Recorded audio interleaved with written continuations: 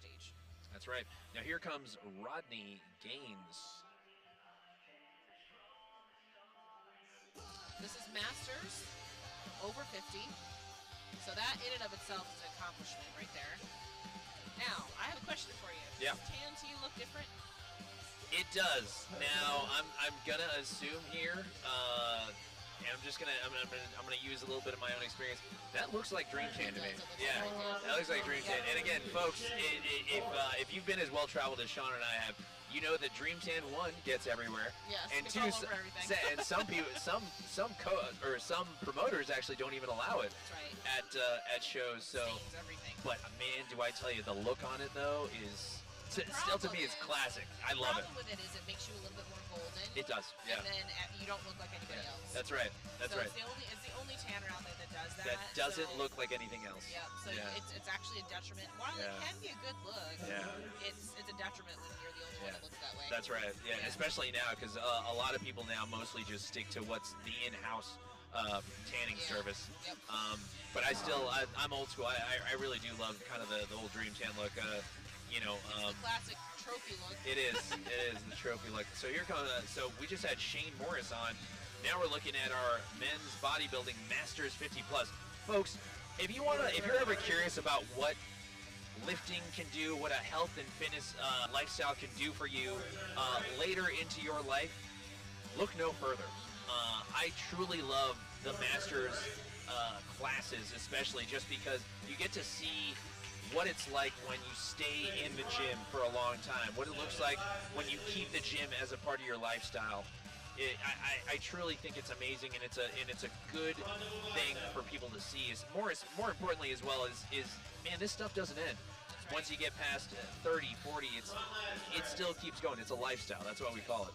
It's pretty incredible to see this kind of look on men over this age of 50, and we'll see it in women too. But these are guys that have been doing this their whole lives. Yeah. You know, and it just shows, like you said, it's the lifestyle. It's not I decided to do a show today. Yeah. You know, they've been in the gym or they've been athletes their whole life. You know, one of the great things about bodybuilding is that a lot of the people that do this sport were athletes, like in college and things like that, and they just need another outlet to have that kind of competitive. That's right. Competitive outlet. So it's really cool to see. This keeps people motivated all the way through their lives. No, absolutely. I tell you, it keeps me motivated. Absolutely. I mean, every time I see any of our Masters classes, whether it be local shows, pro shows, it really is. It's a huge source of motivation. Yep. It's like, well, what's my excuse, man? Right. Exactly. Right. No, absolutely. No excuse. Yeah. Truly. These guys look great.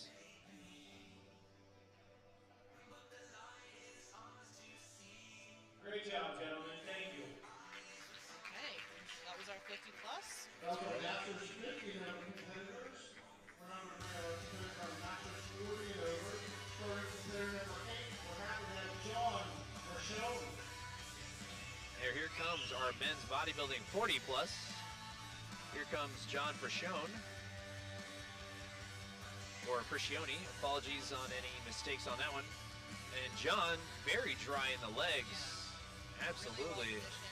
Yeah. What stands out to you about the balance of his physique? Just what I noticed. And it's really just the taper in the quads, or the lack thereof. And the thing is as you get older, folks, you're gonna notice that. Now let's just assume John did have, because he has fairly large glutes. Is those wheels will start to kind of come down. The flare in the quads will start to come down. And in a lot of cases, and maybe even in John's case, is like you can be blessed genetically up top, but you won't have kind of that flow into your physique on your wheels. And it's just one of those things that, like, it's not inherently bad. It's just one of those things that you have to understand how to pose, how to hide it. You always talk about hiding in plain sight, right? So trying to still maintain that kind of taper is important. Even when you know just in the front, you're probably going to give a little bit to other athletes. It's where you try to pick up the slack on the side shots, on the back shots. Even myself when I used to compete was I didn't have that big taper in my quad, so I had to hide in plain sight. I had to turn my certain ways. I didn't do a directly front shot, even on a front double. From the side, I would always play up the hamstrings. From the back, that was always a big shot for me. But it's like, that's one of those things where you learn how to get better at it as time goes on. You learn by posing. You learn by looking at other athletes who look like you. And the success that they've had. So actually looking at Derek Williams here doing quite a great job. We'll see how he stacks up next to John. I think Derek has a little bit more of a taper that you're looking for here. But we'll see how it looks standing next to him. Obviously John is very big upper body here. But I don't think Derek has given up as much as you might think. I think he could do a little bit better on the posing, especially in the front, and really flexing his legs in general. Yep. But we'll see. He's kind of kicking his pelvis forward. Just a little bit. Not really locking out his leg on the side shot, which doesn't help bring out his glute and hamstring. Right. Yeah, actually John is really, I think, sticking out here the most. But you know what I like about John is he knows that he doesn't have that big quad sweep. Is he's just standing straight up and allowing his quads to really just fire and show all the detail. Because if you don't have that kind of size and that taper, show the detail that you have. That's true. And that's what he has is what exactly. Strength. He doesn't have the silhouette that you probably want out of an open bodybuilder so much, but he's playing with what he has. And as a coach, as an athlete, man, you gotta love that. I mean, I really do appreciate when athletes work with what they have and try to maximize what they have. That goes back to, like, you talk about posing and posing coaching and things like that. You're not going to look like Mr. Olympia. Yeah, we're not all Chris Bumstead out here, yeah. So, you got to figure out what your weaknesses are, Yes. what your strengths are. Yeah. And know, okay, I get that I'm losing a little bit of this taper. I get that. I understand that. But I know where I'm strong, so I have that conditioning. So That's right. That's what I'm going to highlight. Play that up. Play that, and that's the thing is we're like, we always talk about it, but it's just like, but hiding in plain sight really is a real thing in bodybuilding. Is finding ways to play up your strengths and kind of minimize your weaknesses the best you can. I mean, there is 7 mandatory poses. There is 4 symmetry poses. The reason is because you can really only hide so much. But at the end of the day, if you win, let's say those are 11 poses in total. If you win 6 out of those 11, you can still beat somebody, right? So it's just, at the end of the day, it's all math. Well, I was sitting at dinner last night and talking to the photographers and the judges, and they were like, one of the things that we really want girls, they told me because I work with girls, Right. but with guys too, to realize is that when you're on stage, we just want you to hit those poses and hold them so that we can Hold them, please. When Hold you're them. moving, we can't judge you. Yeah, and I get it. We can't take pictures of you when you're moving. The pictures look like crap, so just hit and hold Yeah, your and I get it. You're nervous. Yep. We're all like, I mean, who's not nervous when you come out Yep. standing essentially naked in front of a few hundred people?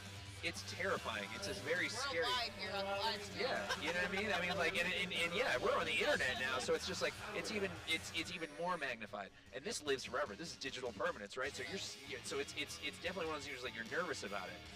But at the same time, is Sean, you work so hard. You hire a coach like yourself to get that presentation and those posing down. Why don't you just stick it and hold on to it? There's photos being taken. There's videos being made. So hold on. Show everybody the work. Don't be afraid. Don't try to like, okay, I need to hit my rear double and then I got to throw my rear lat spread and then I got to hit all 7 of these in 20 seconds. Like 20 seconds is a long time, man. Slow it down. You know? Yep. Yeah. As a reminder, everyone consider number 3 as our one. 35 plus. Here comes our men's bodybuilding. Masters 35 plus. I don't know about you, but I feel like Masters shouldn't start until 40. I had this conversation very recently, actually, and after crossing the 33-year-old threshold, and more recently, I was just thinking, there's no way. I don't feel. I don't feel. Stuff starts to change hormonally and like your physique-wise once you Yeah. hit 40. You know what I mean? I was gonna say, I was like, because actually, I'm seeing some stuff here, even on our athlete on the far left, where it's like, this man is not anywhere near hitting his peak. No, that's so exactly why I said that. This is not fair to call us masters. Yeah. I had a squat PR the other day. I'm like, I'm not. Don't put me in retirement. All right. Yep. Yeah. But I get it. It starts to get harder as you get older. Absolutely. But I really don't think that it gets that difficult until you're past the age of 40. I think so too. Yeah, absolutely. And the thing is that, I mean, we're talking about this as a lifelong pursuit, but it's like if you truly take care of your nutrition your recovery, your training programming, everything, you're still going to, I believe someone called it your second peak really hits somewhere in your 30s. Yeah. So it's just like, there's no reason to start saying like, oh yeah, like you're a Masters athlete now. Like, and I'm not a Masters athlete until I hit 50 in my eyes. So it's I agree. Yeah. And again, your body just doesn't. Like we were just talking about the men with their legs and your legs start to go. Yeah. That starts happening when they get in their 40s. Yeah. You know. Yeah. But you'll see some Mr. Olympias that are at the age of 39, 40, 41. You know, that kind of thing when they Dexter Jackson. I mean, sheesh. Dexter was just a freak. Dexter could be in a retirement home and still take out a sizable amount of the Olympia population. Yep. Oh goodness. Which now they have the Masters Olympia now too, so that's coming up in August. Pretty much made for Dexter Jackson. I believe he competed in it and won it before. Yes, the last time they had it, yes. That's right. That's correct.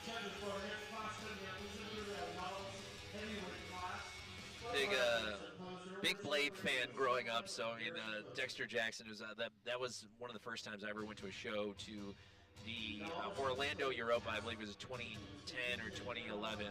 It was 2010, and I got to meet Bob Chicarillo. I got to meet Dexter Jackson, and I was just in awe of these humans and the production and what bodybuilding was, and it's crazy to think that was 13 years ago. So it was just one of those things that it was the first show I ever went to, and I fell in love, and I was like, I have to get involved in some way. I realized just like last week, as I was posing one of my girls and I was talking to her, and I was like, I realized that I won my pro card 10 years ago. I'm like, how the hell? Has it been 10 years? Literally this July. So I won it at Team Universe, it's NBC Universe now, but it's 10 years. Yeah. Freaking crazy. Yeah. Crazy stuff. Getting old. Yeah, and yet. Still here. Still here. You're getting old. You know, but still here. Still here. You know what I mean? Still here. I love it. Still doing the thing. Still coaching, still working, still competing, still doing the thing. Nothing changes, right? That's right. Nothing changes. It's a lifelong sport. That's right. It never ends. All right, what do you think of the scrunch butt bottoms? Well, I've never been a fan. I think it takes away